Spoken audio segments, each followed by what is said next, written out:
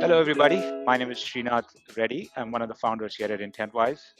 Today, I have a special guest, Justin McMillan. He's the Chief Operating Officer of Upstart USA. Justin, do you want to take a moment, introduce yourself, tell us a little bit about Upstart as well?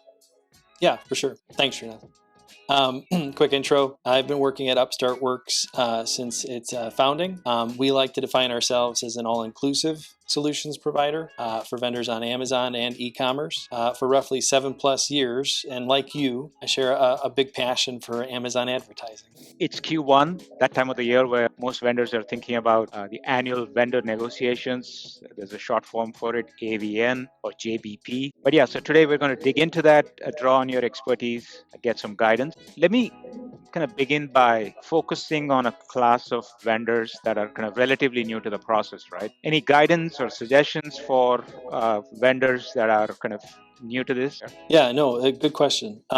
I would say for both new and old vendors, don't be afraid when you see some pretty high asks, demanding terms, maybe some challenging increases to your co-ops or some of your payment terms. The initial ask can oftentimes come across as really really big, right? Really scary, really big. But don't take it personally, right? Most of these are purely data driven. It's an attempt to right size or align a vendor to where Amazon wants them to be. So it's not necessarily indicative of where you need to be necessarily, right? But just take it in stride and try and find the root cause or the root ask that Amazon's really driving towards. But don't panic, right? Number one, don't panic.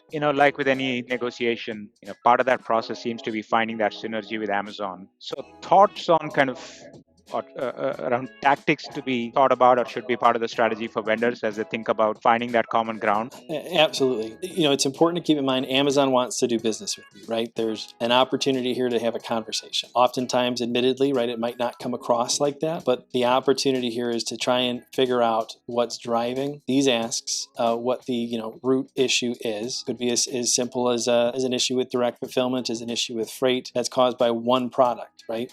It could be an issue with damages caused by one product. And the important thing to remember is find out what that ask is. Try and dive into the data, really get a good idea of what that ask is. The conversation in this is the most important part.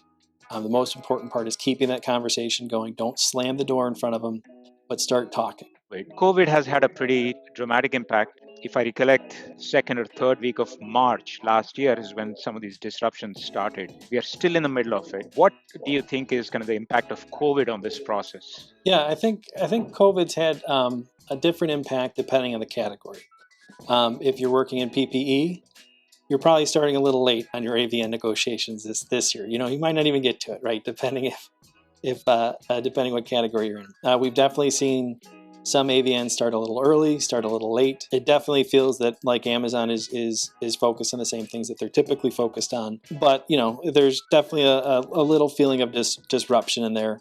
Still very important topics to cover. But like you said, Amazon's had an incredible year with a lot of growth. And depending on that category, depending on where you've been selling your goods, where you sit, it can have fairly different asks and fairly different priorities category to category. Justin, are you seeing any themes that are prominent this year relative to the past? Yeah, we've seen a couple that might be a little bit more prominent than they have been in past years. One of them is the SVS services. So Amazon's looking to drive adoption of their strategic vendor services program. Essentially, that utilizes a paid internal Amazon resource to help manage a vendor's business. Generally, it's a pretty high cost. It's a pretty high ask. So we would generally say it's always important to evaluate where you are in your business and what your goals are to warrant kind of adding a resource like that. Some of the other asks that we've seen out there is lower product costs. Amazon is absolutely trying to maintain profitability.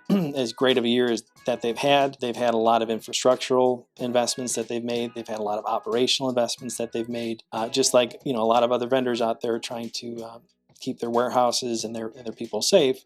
Amazon's had some similar investments, so they're challenged with trying to meet those demands internally. There's always going to be an opportunity for price negotiations or price reductions on them. We've definitely seen a little bit more this year than in previous years. I would say one of the last ones that we're starting to see is a consolidation of brand codes, consolidation of vendor codes.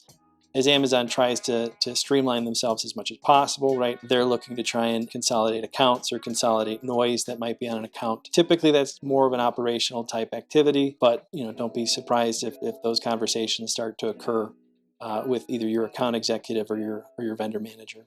AVN, JBP, it's a complex process. With that comes myths, rumors, anything you want to dispel in this session. Yeah, I would say the biggest myth or rumor is Amazon's going to shut your account down. And knock on wood, and all the years that we've been doing this, we have not seen that occur yet. But behind that myth is and rumor is a very real real ask or real demand of Amazon here is they have a need coming from this account, and while it might not be a complete account shutdown, there could be some ASINs that end up being very unprofitable for them, and they might end up turning an ASIN or two off, or a group of ASINs off that share a similar problem. So while don't be afraid that Amazon's just going to turn off your account completely, there could be circumstances where they might have to shut a product off, or they might suppress a listing because they're having challenges making money on that. So as much as it is a myth that they'll just never do business with you again, it's more along the lines of your catalog could have a little disruption to it if you don't get the conversation going. I have to ask if there was a one-line advice you had to share with vendors in this process, what would that be? I'm so glad you asked. The one-liner I would say in this process is what we tell our vendors all the time. You don't have to say yes, but don't say no. What that means is these asks are going to typically be pretty big. Like we said, they're data-driven. It's not personal. There isn't, necessarily a human behind the computer trying to come up with a really high ask just out of nowhere. Typically, this is because there is some sort of detractor in your catalog or some type of number that Amazon's trying to address. So while the ask might come across is really high and you just want to shut down negotiations completely, you don't have to say yes to those initial asks, but don't say no. Start talking to the people that have reached out to you. Start talking to your vendor manager about it. Try and get to the data. Try and really understand what it's telling you and what's driving these asks.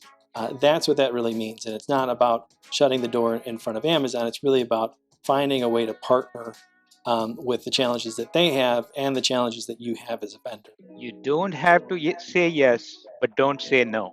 Love it. That may be the one punchline to remember from this session. Just thinking about kind of future, and I think